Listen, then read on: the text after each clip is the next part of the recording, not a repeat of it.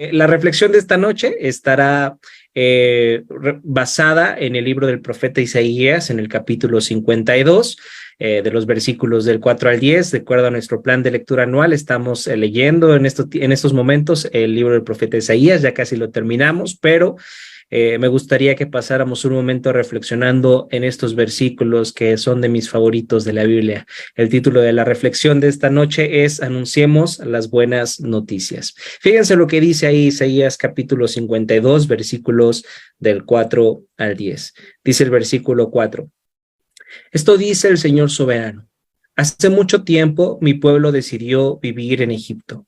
Ahora es Asiria la que lo oprime. ¿Qué es esto?, pregunta el Señor. ¿Por qué está esclavizado mi pueblo nuevamente? Quienes lo gobiernan gritan de júbilo. Todo el día blasfeman mi nombre. Pero yo revelaré mi nombre a mi pueblo y llegará a conocer mi poder. Entonces por fin mi pueblo reconocerá que soy yo quien le habla. Qué hermosos son sobre los montes los pies del mensajero que trae buenas noticias de paz y de salvación, las noticias de que el Dios de Israel reina. Los centinelas gritan y cantan de alegría porque son sus propios ojos ven al Señor regresando a Jerusalén. Que las ruinas de Jerusalén canten de alegría porque el Señor ha consolado a su pueblo, ha redimido a Jerusalén. El Señor ha manifestado su santo poder ante los ojos de todas las naciones y todos los confines de la tierra verán la victoria de nuestro Dios. Entonces, en este texto vemos a el profeta Isaías haciendo un poema, y en este poema nos dice que son hermosos los pies de los que traen buenas noticias. Y si lo piensan bien, si vamos a hablar de buenas noticias, primero tenemos que hablar de otra cosa. ¿De qué? Si hay buenas noticias, eso implica que ¿qué hay también? Implica que hay malas noticias, ¿están de acuerdo? Y aquí, a partir del versículo 4, nos explica cuáles son esas malas noticias. Vean lo que dice. Esto dice el Señor soberano. Hace mucho tiempo mi pueblo decidió vivir en Egipto. Ahora es Asiria la que lo oprime. En este texto vemos que ha sido una elección del pueblo de Dios vivir en Egipto.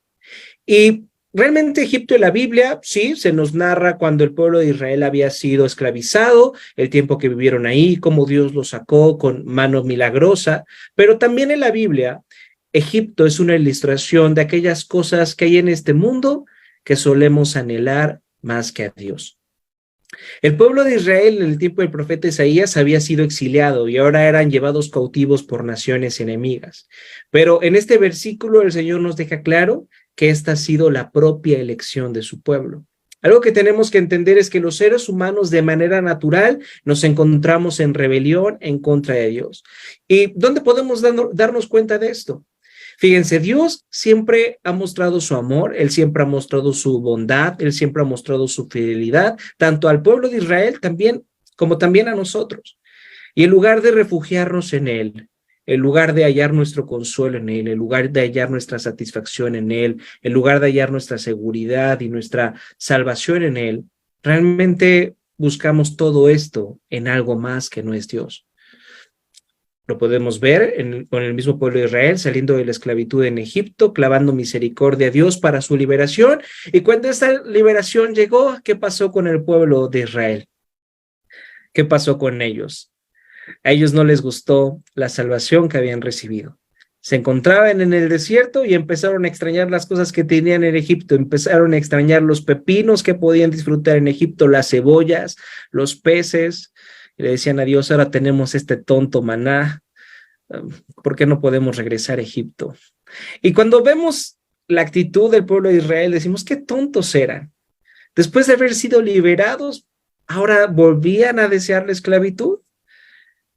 Pero realmente el pueblo de Israel es una representación de cómo somos nosotros. Cuando leemos en nuestra Biblia y decimos, qué tontos eran los israelitas, antes de señalar al otro, deberíamos de darnos cuenta que somos muy parecidos a nosotros, que ellos son muy parecidos a nosotros. Muchos de nosotros decimos tener nuestra confianza puesta en el Evangelio, sin embargo, hay otras cosas en las cuales en realidad depositamos nuestra confianza y seguridad. La confianza de los israelitas estaba en el agua que tenían para beber o en la comida que tenían para comer, pero en nuestros tiempos podemos decir que nuestra confianza está en el Evangelio pero nos damos cuenta que nos sentimos más seguros cuando ¿qué? Cuando volteamos a ver nuestra cuenta en el banco y esta tiene los ceros suficientes para que nos podamos sentir seguros. También nos sentimos seguros cuando vamos al médico y nos dice que tenemos un buen diagnóstico, o cuando la persona que hemos intentado conquistar durante todo este tiempo nos hace caso. Eso se siente como la salvación, eso se siente como la seguridad, como la esperanza verdadera, y a veces se siente mucho más que del hecho de saber que somos salvados por la obra de Cristo. Y si no tenemos alguna de estas cosas, si no tenemos dinero, si no tenemos una relación romántica, si no tenemos un buen trabajo, si no tenemos salud, ¿qué pensamos? Pensamos que nuestra confianza, nuestra identidad, nuestra seguridad empiezan a desmoronarse. ¿Se dan cuenta cómo podemos decir que somos cristianos? ¿Cómo podemos decir que nuestra confianza está en Cristo? Pero esto simplemente se queda en las palabras, y en el fondo de nuestro corazón hay cosas que consideramos más importantes, consideramos más hermosas, consideramos que nos dan más seguridad que el hecho de ser amados por Dios, que el hecho de ser llamados sus hijos. Estas son las malas noticias de la humanidad, que tenemos una condición de pecado en nuestro corazón que nos aleja de Dios y no nos permite descansar en Él. Y a pesar de ver su bondad, a pesar de ver su amor, preferimos seguir refugiándonos en otras cosas antes que en Él. Ahora vea lo que dice el versículo 5. ¿Qué es esto?, pregunta el Señor. ¿Por qué está esclavizado mi pueblo nuevamente? Quienes lo gobiernan gritan de júbilo, todo el día blasfeman mi nombre. Dice el versículo 5 que la consecuencia de hallar la salvación en algo o en alguien que no sea Dios, siempre terminará ¿en qué? Siempre terminará en esclavitud. Esa esclavitud la puedes ver, por ejemplo, en tu trabajo. Trabajar es algo bueno, ¿estás de acuerdo? Ocupar nuestras habilidades y vocaciones para servir a los demás, para poder ganar nuestro dinero, para poder vivir, es algo bueno, es algo que Dios le agrada. Sin embargo, si pones tu confianza y tu seguridad en tu trabajo, empezarás a desatender a tu familia, o empezarás a desatender tu propia salud, o empezarás a desatender cosas que son importantes, y te verás esclavizado en poder obtener el reconocimiento de tus jefes, o tal vez te encuentres envuelto de una actitud deshonesta por miedo a perder tu puesto en ese lugar que has conseguido ahora, o tal vez tengas miedo a perder el estatus que has logrado con tanto esfuerzo. Otro ejemplo, amar a tus hijos es algo bueno, ¿están de acuerdo? El Señor te manda a hacerlo, pero ¿qué pasa cuando pones tu seguridad y tu confianza en tus hijos? Probablemente tengas temor a corregirlos por miedo a perder su amor, o si tal vez has puesto tu esperanza en ellos, los presionarás hasta que te terminen odiando, porque simplemente no pueden cumplir tus expectativas. ¿Se dan cuenta del poder esclavizante que tiene el pecado en nuestras vidas? Si amamos a algo o a alguien más de lo que amamos a Dios, ese algo o ese alguien terminará por esclavizarnos. Estas cosas no necesariamente tienen que ser cosas malas. Siempre pensamos que los ídolos de nuestro corazón, que estas cosas que nos esclavizan tienen que ser cosas malas, pero también podemos hacer de cosas buenas como nuestro trabajo o sus hijos un ídolo. De hecho, es mucho más común que las cosas que consideramos buenas tengan un gran poder idolátrico en nuestras vidas, porque al ser cosas buenas, no vemos el peligro que causa en nuestro corazón, no vemos cómo nuestro corazón piensa que necesitamos esas cosas y que si no las tenemos, entonces esta vida no tiene sentido. ¿Te ha pasado eso? Que anhelas cosas buenas como un mejor trabajo, como tener hijos, como que tus hijos sean los mejores del grupo, como desear una relación romántica, y que si no las tienes, dices, mi vida no tiene sentido. Aunque eres un cristiano, ¿has llegado a pensar en eso? Que si no tienes esas cosas, tu vida no tiene sentido. Otro ejemplo de algo bueno, que si ponemos nuestra seguridad en ello, termina nuestro corazón convirtiéndolo en algo malo, la religión. Leer nuestras Biblias, orar al Señor, hacer buenas obras por los demás es algo bueno, ¿están de acuerdo? El Señor nos manda que lo hagamos, pero si ponemos nuestra confianza y nuestra seguridad en esto, nos convertiremos en personas que se creen moralmente superiores a los que no viven conforme a sus estándares, y entonces empezarán a juzgar a los demás. Entonces dejarán de tratar con misericordia a aquellos que necesitan ser tratados con misericordia. E incluso podemos intentar manipular a Dios para que nos dé lo que queremos, como una recompensa por hacer todo lo que nos pide. ¿Te has enojado con Dios alguna vez porque no te trató como pensabas que merecías ser tratado o porque no te dio lo que pensabas que merecías? Si te has sentido así, probablemente has hecho de tu religión un ídolo, una forma en la que encuentras tu seguridad, tu identidad, tu confianza, tu satisfacción más allá de Dios mismo. Así es nuestro corazón, así de engañoso es nuestro corazón que puede tomar algo bueno y convertirlo en algo malo para hallar ahí su consuelo, su satisfacción. Estas son las malas noticias. Sin embargo, fíjense lo que dice el versículo 6. Pero yo revelaré mi nombre a mi pueblo y llegará a conocer mi poder. Entonces, por fin mi pueblo reconocerá quién soy yo. Mi pueblo reconocerá que soy yo el que le habla. Dios, al ver nuestra condición de pecado, Dios al ver nuestra condición de maldad, al ver nuestra rebelión en contra de Él y lo fácil que nos esclavizamos en las cosas buenas que hay en este mundo, ¿qué es lo que decidió hacer? ¿Cuál es la respuesta que Dios trae ante la condición real de nuestro corazón? Él decidió revelarse a nosotros. Él decidió buscarnos. Dios es siempre el que toma la iniciativa. Lo vemos en el principio con Adán y Eva, que después de comer el fruto que hicieron, decidieron esconderse, decidieron ocultarse del Señor, decidieron cubrir su desnudez y cubrir su vergüenza con hojas de parra. ¿Y qué fue lo que hizo el Señor? ¿Qué fue lo que hizo el Señor? Los buscó, los buscó. Lo mismo ha pasado contigo y conmigo, ¿eh? El Señor nos ha buscado en medio de situaciones donde nosotros estamos intentando cubrir nuestra vergüenza y desnudez, también con hojas de parra, pero estas hojas de parra son un poco diferentes, porque intentamos cubrir nuestra vergüenza y nuestra desnudez con el éxito profesional. Intentamos cubrir nuestra vergüenza y nuestra desnudez con una buena apariencia física. Intentamos cubrir nuestra vergüenza y nuestra desnudez con una familia perfecta, con un matrimonio perfecto. Estas son las buenas noticias del Evangelio. Fíjense que a pesar de quiénes somos, de lo que somos y de lo que somos capaces de hacer, Dios sintió misericordia de nosotros, pero no solamente sintió misericordia por nosotros, sino que Él hizo todo lo necesario para cambiar nuestros corazones. Él hizo todo lo que se necesitaba para poder perdonarnos y se reveló a nuestras vidas para que podamos conocer su nombre, para que podamos conocer su poder y su amor. Fíjense lo que dice el versículo 7. Qué hermosos son sobre los montes los pies del mensajero que trae buenas noticias de paz y de salvación, las noticias de que el Dios de Israel reina. En este poema se nos dice que los pies de los mensajeros son hermosos, pero ¿en qué sentido estos pies son hermosos? Estos mensajeros, de lo cual nos habla el profeta Isaías, eran los que se encargaban de informar al pueblo de lo que ocurría en la batalla. Ellos informaban al ejército. Ellos informaban si el ejército había ganado o había sido derrotado. Venían de la guerra y tenían que recorrer grandes distancias, corriendo a gran velocidad para avisarle al pueblo si debían huir o si debían celebrar. Ellos llegaban con sus pies deshechos. Tal vez las personas que les encanta hacer caminatas largas o senderismo puedan entender mejor esto.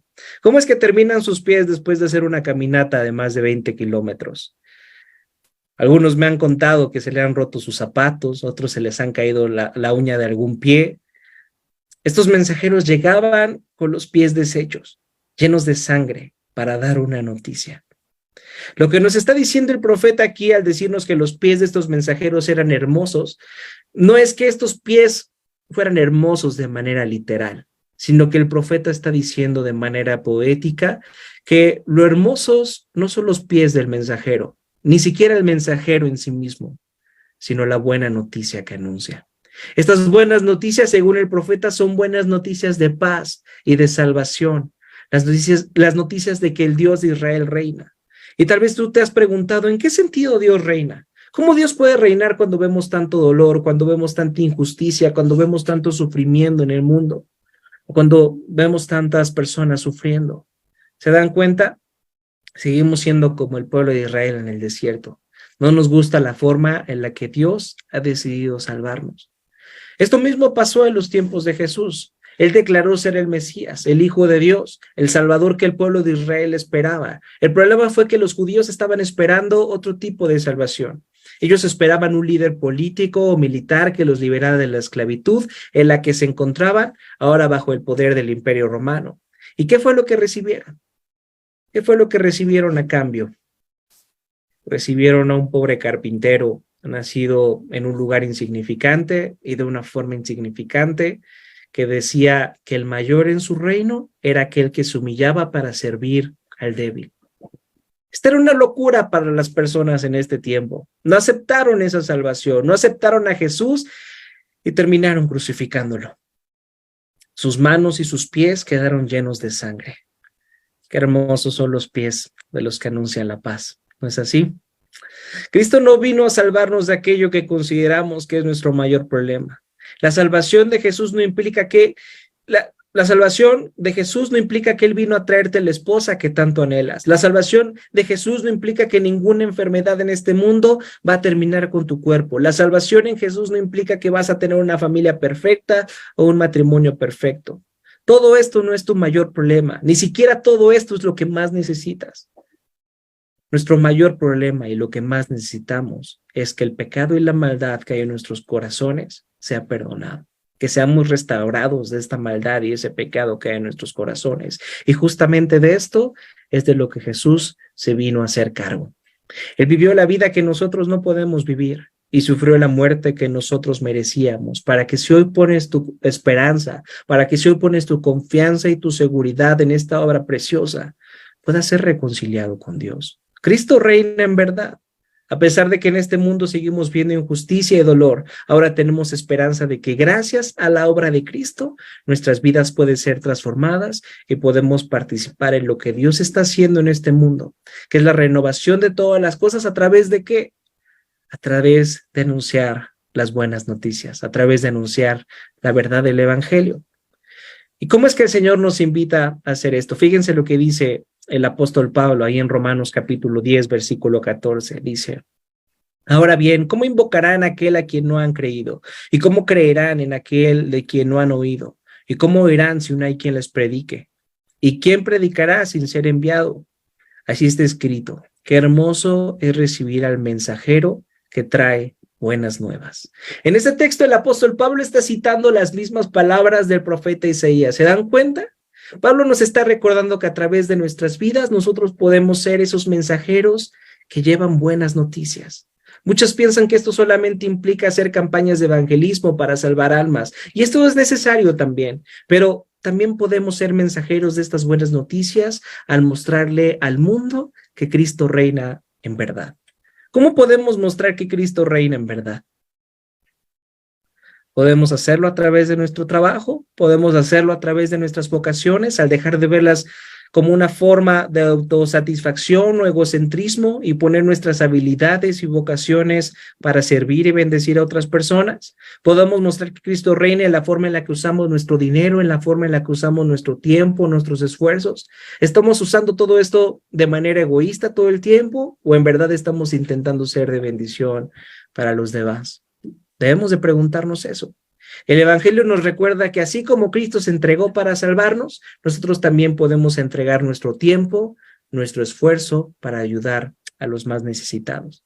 Esto es a lo que se refiere el versículo 10. Fíjense lo que dice: el Señor ha manifestado su santo poder ante los ojos de todas las naciones, y todos los confines de la tierra verán que la victoria de nuestro Dios. Oremos esta noche para que podamos comprender que estar en la Ciudad de México no es un accidente, que el lugar donde nos encontramos no es un accidente, que lo que hacemos no es un accidente, que lo que estamos pasando en nuestras vidas no es un accidente, sino que es la voluntad de Dios que quiere usar nuestros hermosos pies para anunciar que Cristo reina y que la transformación de este mundo es una realidad. Recordemos que nuestros pies no son hermosos por quienes somos, sino por el mensaje que hemos recibido y que ahora tenemos el privilegio de poder compartir. Oremos para que podamos amar sinceramente a la ciudad y hallemos formas de comunicar el Evangelio al encontrar formas de servir a los demás y así poder mostrar la victoria que Cristo logró por nosotros. Que podamos proclamar y vivir el Evangelio hasta que Cristo vuelva por segunda vez y restaure todas las cosas por completo.